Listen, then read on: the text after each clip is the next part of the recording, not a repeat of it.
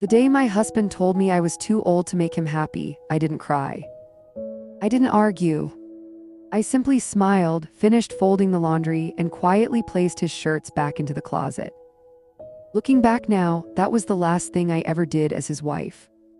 My name is Rebecca Hayes.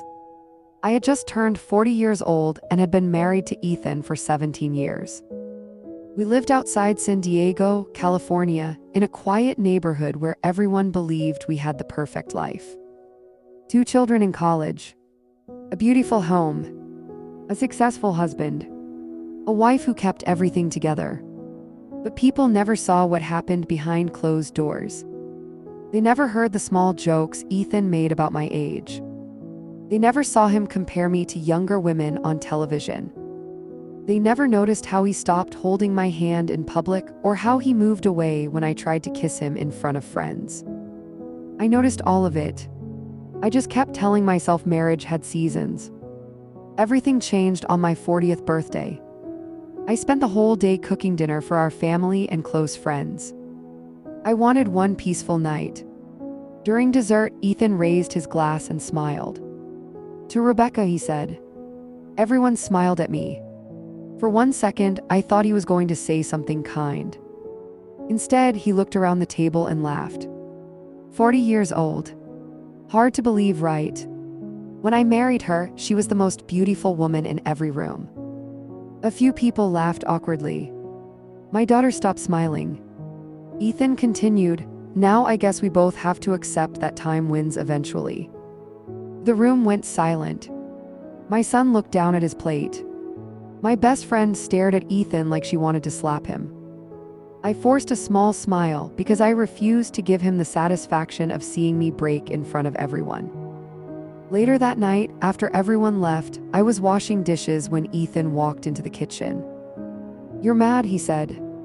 "You humiliated me." He sighed. "Rebecca, it was a joke. I turned off the faucet, was it?" He looked at me for a long moment, then shrugged. "Fine. You want the truth. You don't make me feel alive anymore." I stood completely still. He leaned against the counter and said the sentence that ended our marriage. "You can't expect me to be excited about the same woman forever, especially when she doesn't even try to look young anymore." I didn't answer. I walked upstairs, closed the bedroom door, and stared at myself in the mirror. The next morning, I opened my laptop and saw an email I had almost forgotten about. 3 months earlier, I had applied for a design director position at a luxury resort company in Los Angeles. I had never told Ethan because he always laughed at my career dreams. The subject line read, "We'd like to offer you the position." I read the email 3 times before I believed it was real. The company wanted me to lead their new coastal interior design division. The salary was more than Ethan made in a year.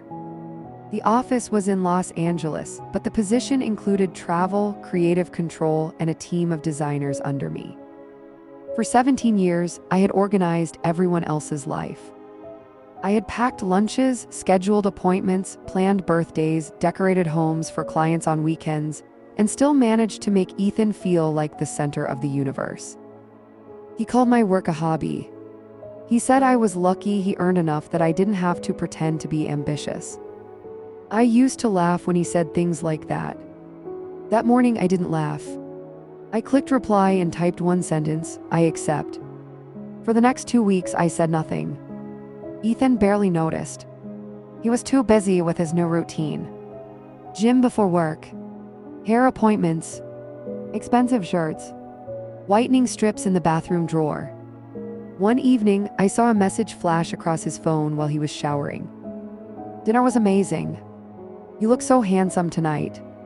The sender was named Madison. I stared at the screen until it went dark. When Ethan came out wearing a towel around his waist, he grabbed the phone quickly. "Work," he said before I could ask. I nodded. Of course. He didn't even look guilty. That hurt more than the message itself. He had become so used to lying that he no longer needed to practice. My offer letter arrived by courier on a Friday afternoon. Ethan came home early while I was reading it at the kitchen table. He saw the envelope and frowned. What's that? I folded the papers calmly. A job offer. He laughed. Not a small laugh. A real one. A job offer for you.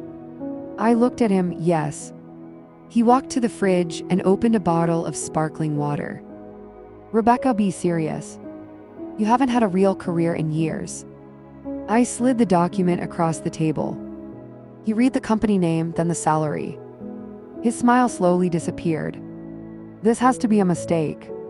There isn't. He looked up sharply. You can't take this. Why not? His voice turned cold. Because our life is here. I smiled gently. Your life is here. He stared at me. What does that mean? Before I could answer, his phone buzzed again. Madison's name lit up on the screen between us. Ethan grabbed the phone too quickly. That single movement told me more than any confession could have. Who is Madison? I asked. He slipped the phone into his pocket. Nobody. I nodded slowly. Nobody who sends dinner messages. His face changed. You looked at my phone. There it was. Not shame. Not apology, offense. Your phone lit up on the table. He shook his head. Unbelievable. I almost smiled. After humiliating me, lying to me, and telling me I was too old to make him happy, he was angry that I had seen the truth by accident. How old is she? I asked. He didn't answer. Ethan. He looked away. 27. The number landed quietly, but it changed everything. I wasn't competing with age. I was competing with a fantasy he had built to avoid facing the man he had become. That night, Ethan slept in the guest room. Not because I asked him to. Because he wanted to punish me with distance. What he didn't understand was that the distance felt like relief. The next morning, I drove to Los Angeles for my final interview and contract signing. The office overlooked the ocean in Santa Monica. The woman who hired me, Claire Whitmore, was in her 50s, elegant, direct, and impossible to intimidate.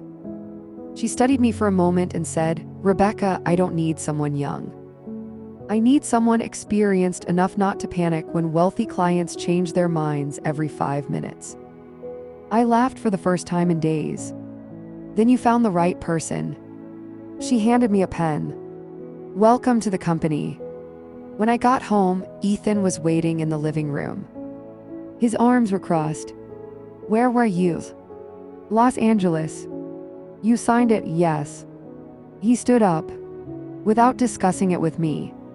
I placed my purse on the chair. You discussed Madison with me. His jaw tightened. That's different. Of course it is. He stepped closer. You are not moving to Los Angeles. I looked at the man I had loved for almost half my life and finally saw him clearly. He didn't want a wife. He wanted a woman who stayed where he placed her. I walked past him toward the stairs. I move next month. He followed me. Rebecca, don't be ridiculous. You're 40. Starting over at your age is embarrassing. I stopped halfway up the stairs and turned back. No, Ethan. I looked directly into his eyes. Staying with a man who thinks 40 makes me worthless would be embarrassing. For 3 weeks, Ethan barely spoke to me. He moved through the house like a man who had been betrayed, even though he was the one having dinner with another woman. I packed quietly. I sorted 17 years of marriage into boxes and learned something strange. Most of what I owned was useful to everyone else. Serving dishes. Holiday decorations. Towels Ethan liked. Family albums I had created alone. I kept only what felt like mine. My clothes. My design books. My grandmother's ring. A framed photo with my children at the beach. Everything else could stay behind with the man who thought my value expired on my birthday. The night before my move, Ethan said he wanted to talk. I came downstairs and found him in the living room wearing the expensive blue shirt he had bought after Madison started complimenting him. I don't want this to become ugly, he said. Then don't make it ugly. He took a breath. Madison is coming over. I stared at him. To our house. I thought it would be better if you met her. For a moment, I honestly thought I had misheard him.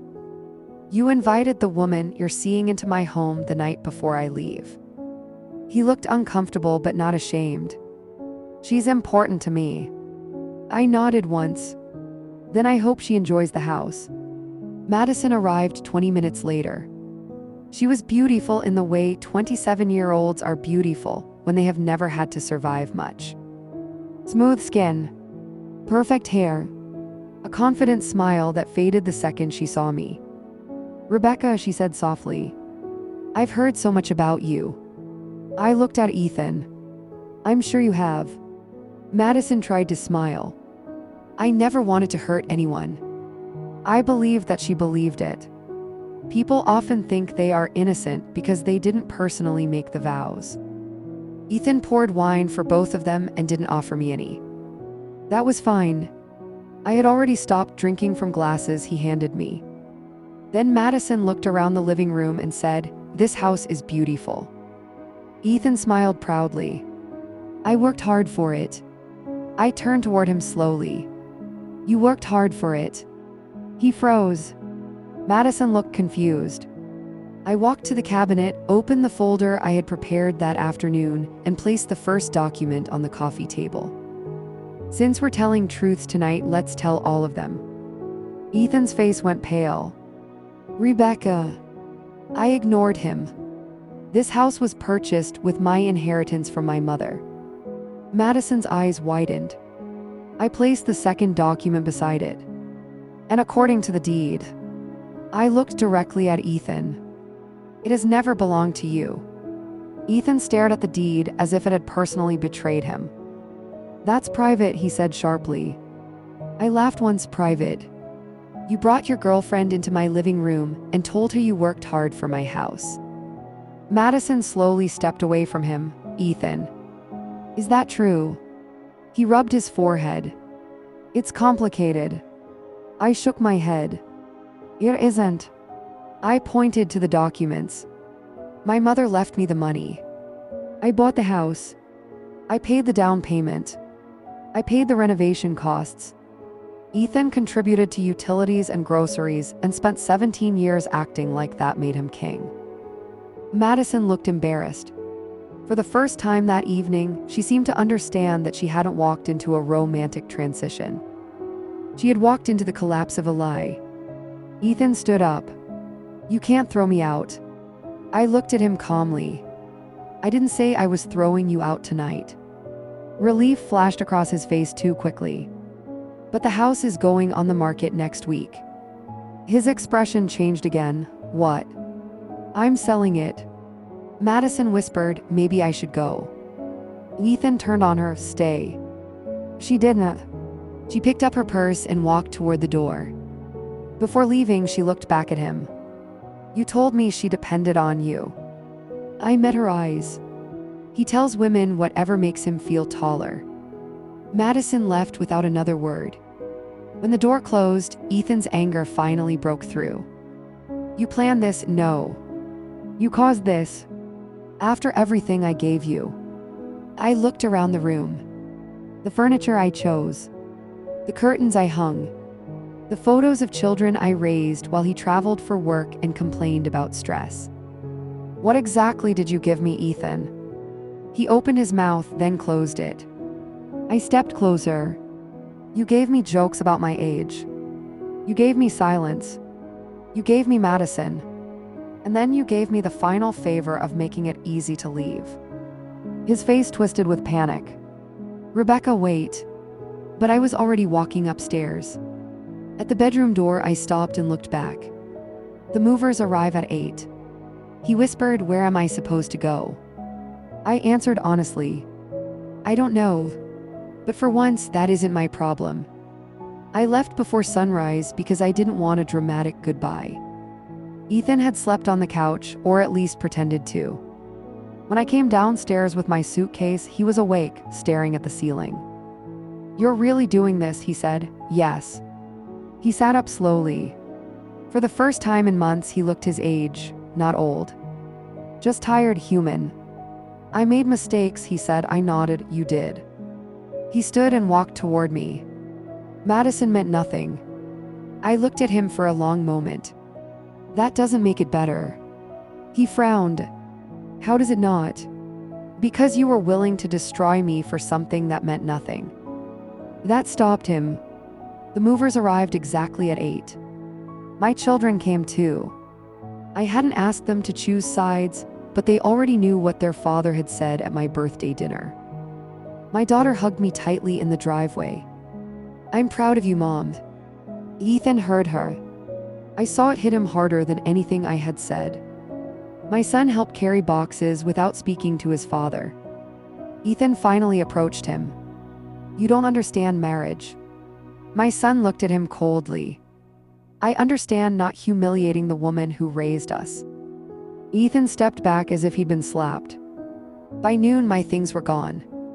By evening, I was in my new apartment in Los Angeles. It was smaller than the house, with plain white walls and a balcony that overlooked the city instead of the ocean. But when I closed the door, the silence felt clean. No judgment. No footsteps I dreaded. No man making me feel grateful for crumbs. The next morning, I started my new job. Claire introduced me to the team as the woman who will save our coastal division. I almost cried, not because the title was grand, but because someone had finally introduced me by what I could do instead of what I had lost. 2 weeks later, the first project landed on my desk, a luxury resort redesign in Malibu. The client wanted mature elegance, not trendy decoration. Claire smiled. This is why I hired you. That night after work, I saw a message from Ethan. I drove by the house today. The sign says sold. You didn't tell me. I stared at the words for a few seconds, then typed back, you told me I was too old to make you happy. I decided I was still young enough to make myself free. 3 years passed faster than I expected. My work grew. My name appeared in design magazines. I bought a small home in Laguna Beach with large windows, pale wood floors, and no memories of Ethan inside it. My children visited often. My daughter graduated college. My son got engaged. Life didn't become perfect, but it became mine. I turned 43 surrounded by people who didn't treat my age like an apology. Claire gave a toast at my birthday dinner and said, Rebecca proves women do not become invisible. They become dangerous when they finally stop asking permission. Everyone laughed. This time I laughed too. I saw Ethan again at my son's engagement party. I knew he would be there, but I didn't expect him to look so changed. His hair was thinner. His expensive confidence was gone. Madison was not with him. I later heard she had left less than 6 months after I did, once she realized Ethan's charm worked best when someone else was paying for the stability behind it. He stood across the garden watching me speak with my son's future in-laws. I wore a dark green dress, simple jewelry, and no wedding ring. When he finally approached, his voice was quiet. Rebecca. I turned to Ethan. For a few seconds, neither of us spoke. You look. He paused. I almost smiled. 3 years earlier, he would have said young, beautiful, different, anything that measured me against what he thought I had lost. Instead, he said peaceful. That was the first honest compliment he had given me in years. I am. He looked down. I wasn't good to you, no. He swallowed hard. I thought leaving you would make me feel young again. I said nothing. It didn't. I looked past him at our children laughing together under string lights. That was never my responsibility. He nodded slowly. I know that now. For the first time, I believed him. Not because he deserved anything from me, but because regret had finally stripped the performance out of his voice. Before he walked away, he looked at me one last time. Do you ever miss us? I thought about the question. I miss the version of us I once believed in. I miss the young couple who thought love would be enough. But I did not miss the marriage we actually became. No, I said softly. I miss who I was before I forgot my worth. His eyes filled with tears, but he nodded. "I'm sorry." I answered with the truth, "I know." Then I walked back to my children. That night, after the engagement party, I drove home along the California coast with the windows down. The air smelled like salt and flowers, and for the first time in years, I thought about my 40th birthday without pain. That night had felt like an ending, it was. But it was also the beginning of everything I had been too afraid to claim. My career, my peace, my home. My own reflection. Ethan had looked at me and seen a woman getting older. He never realized age had given me the one thing youth never could, the courage to stop begging to be chosen by someone unworthy. A few months later, I finished the biggest project of my career. At the opening event, a journalist asked me what inspired my work. I looked around the resort lobby at the warm lights, the ocean beyond the glass, and the women of every age standing beautifully in rooms they had earned the right to occupy. I smiled and said, "I design spaces for people who are done making themselves smaller." The quote appeared in a magazine the next week. My daughter framed it for me. "I don't hate Ethan anymore. Hate takes energy, and I built a life too full to spend it feeding the past." He became a lesson, not a wound. Sometimes people think the worst thing a man can do is leave you for someone younger. They are wrong. The worst thing is convincing you that your value depends on whether he still wants you. Once you stop believing that lie, he loses the only power he ever had. I was not too old at 40. I was too experienced to keep accepting disrespect as love. I was too tired to keep smiling through humiliation. I was too awake to stay asleep inside my own life. On my 44th birthday, I woke up in my own house, made coffee, and watched the sun rise over Laguna Beach. No one joked about my age. No one measured my worth against a younger woman. No one made me feel like time had stolen something from me. Time had given me back to myself. I stood on the balcony, wrapped in a white robe, and smiled as the ocean turned gold beneath the morning light. Ethan once told me I was too old to make him happy. He was right about one thing. I was too old for that. But I was exactly the right age to finally make myself happy. The end.